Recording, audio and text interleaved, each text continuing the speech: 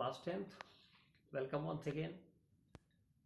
Today we are going to start the physics syllabus, and you know very well that there are 6 chapters in the physics for the class 10.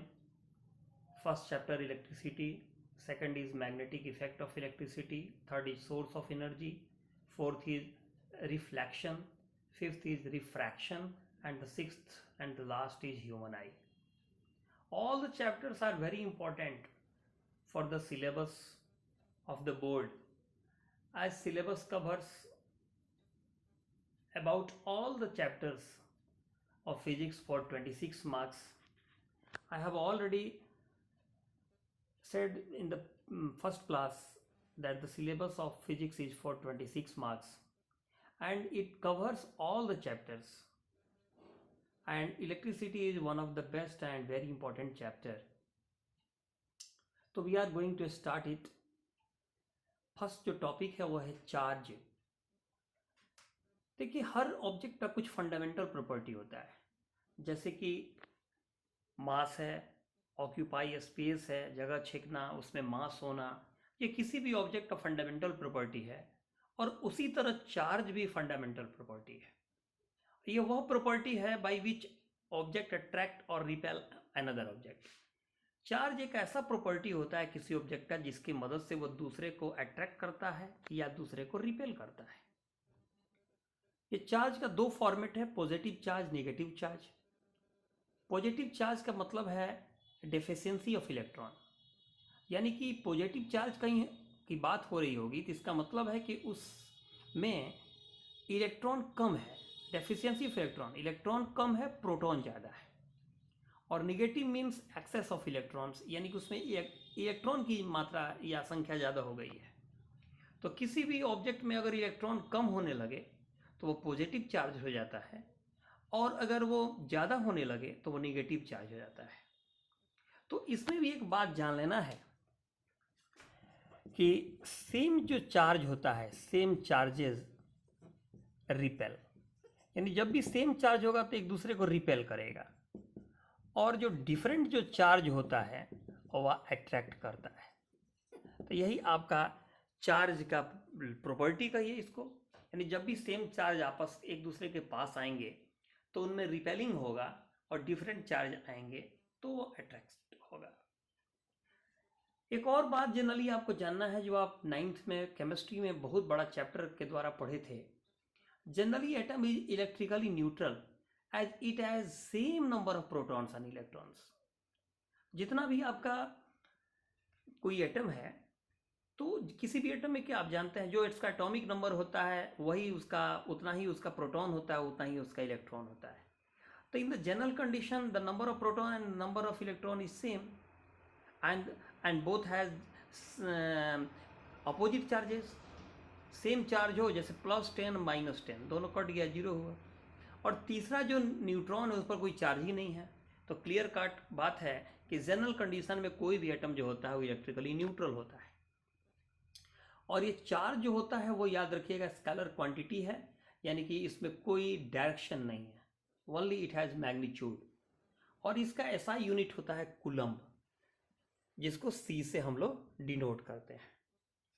अब ये जो question है वो अक्सर exam में पूछा जाता है, 1 कूलम्ब क्या है, डिफिनीशन पूछा जाता है, डिफाइन 1 कूलम्ब. कहता है it is the quantity of electric charge which exerts a force of 9 × 10⁻⁹ newtons on equal charges placed at a distance of 1 metre from it. यानी कि मान लीजिए 10 कूलम्ब का एक कोई दो ऑब्जेक्ट है, दोनों पर इक्वल चार्ज है, एक पर भी 100 कूलम्ब है, दूसरे पर भी 100 कूलम्ब है, और वो दोनों एक दूसरे से 1 मीटर की दूरी पर जो है रखे गए हैं. तो कहता है it is the quantity of electric charge which exerts a force of 9 × 10⁻⁹, यानी 9 × 10⁻9 न्यूटन का फोर्स एक दूसरे पर लग रहा है, और वो दोनों के दोनों जो है इक्वली चार्ज्ड चीज हैं और एक दूसरे से 1 मीटर की दूरी पर रखे गए हैं. तो 1 कूलम्ब जो है वह एक तरह से कहिए 9 × 10⁻9 न्यूटन का लगाया गया फोर्स है, किस पर, तो इक्वल चार्ज वाले ऑब्जेक्ट पर जो एक दूसरे से 1 मीटर के डिस्टेंस पर रखे गए हो। अब है एक इलेक्ट्रॉन पर कितना चार्ज होता है। 9th क्लास में सब पढ़े थे ये बात, इसको याद किए थे उसमें कि इलेक्ट्रॉन जो होता है हर इलेक्ट्रॉन पर 1.6 इंटू 10⁻19 कूलम होता है।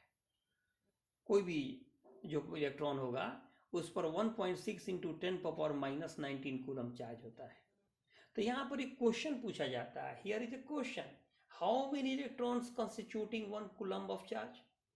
तो इसका अगर एक इलेक्ट्रॉन पर अगर 1.6 इंटू 10⁻19 कूलम चार्ज है तो क्वेश्चन पूछता है कि बताइए, एनसीईआरटी में भी ये क्वेश्चन है, तो कितने इलेक्ट्रॉन को अगर हम एक साथ रखेंगे तो 1 कूलम चार्ज जो होगा वह क्या होगा, पूरा होगा। तो बहुत सिंपल है, ऐसा कुछ नहीं है। देखिए यहाँ पर देखिए आप कह रहे हैं 1.6 इंटू 10⁻⁻19, थोड़ा इसको ठीक कर लें, हिल रहा है। 1.6 इंटू 10⁻⁻19 कूलम्ब जो है वह कितना पर चार्ज किस पर है, एक इलेक्ट्रॉन पर है। तो हमको एक कूलम्ब का चाहिए, तो 1/1.6 इंटू 10⁻⁻19, बोलिए तो लिखाएगा ही। अब इसी को कैलकुलेट कर लीजिए, 1/1.6 इन माइनस वाले को ले जाइए ऊपर, 10⁻19 हो जाएगा। पॉइंट उठाइए यहाँ 0 हो जाएगा। आई थिंक भाग कोई दे सकता है, 0.100 हो जाएगा, 16 छक 96, 4 0 16 दूना 32, 8 0 16 85 गुण 10⁻19। स्टैंडर्ड फॉर्म में लिखेंगे तो यहाँ लाना पड़ेगा 6.25 गुणे 10⁻18 इलेक्ट्रॉन्स। इसका मतलब है कि एक कूलम्ब चार्ज अगर आपको चाहिए तो उसके लिए you should have to collect 6.25 into 10⁻18 electrons together. यानी कि इतना जो है आपको इलेक्ट्रॉन को एक साथ कलेक्ट करना पड़ेगा। अगर इतना कलेक्शन आप कर लिए तो मान के चलिए कि उस कंडीशन में आपने एक कूलम्ब चार्ज जो है वो पैदा कर लिया। एकदम याद रखिएगा, ये आता है एग्जाम में, ऑब्जेक्टिव लिखने के लिए भी आता है, लेकिन कैसे आता है जानना चाहिए हर आदमी को। तो एक इलेक्ट्रॉन पर कितना चार्ज है, 1.6 इंटू 10⁻⁻19।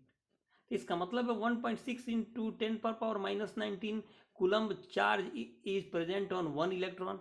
तो 1 कूलम्ब का कितना होगा, 1 बाई कर देंगे, और उसके बाद बहुत सुविधा है, उस 10th क्लास में आप पढ़ते हैं, आपको गुना भागा बताने की जरूरत नहीं है और ये हो जाएगा।